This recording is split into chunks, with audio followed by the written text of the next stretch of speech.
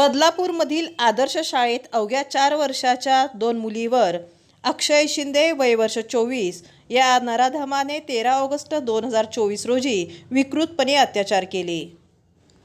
या घटनेला शाळेतील स्टाफ आणि खास करून लहान मुलांवर लक्ष देणाऱ्या शाळेतील मावश्या यांच्या अरेरावी, उद्धट, कामचुकार, बेजबाबदार निष्काळजीपणामुळे हे घडलं आहे आणि या सर्वाला त्या जबाबदार आहेत हे स्पष्ट झाले आहे।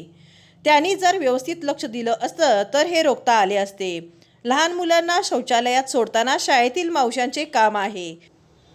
नेहमी त्या सोबत राहिल्या असत्या तर एवढी वेळ आली नसती। या विरोधात समस्त बदलापूरकरांनी ठिय्या आंदोलनातून निषेध करून आरोपीला त्वरित फाशी आणि इतर सर्व जबाबदार शाळेची व्यवस्थापन कर्मचारी टीम यांच्यावर कायदेशीर कारवाई करावी असा न्याय मागितला आहे।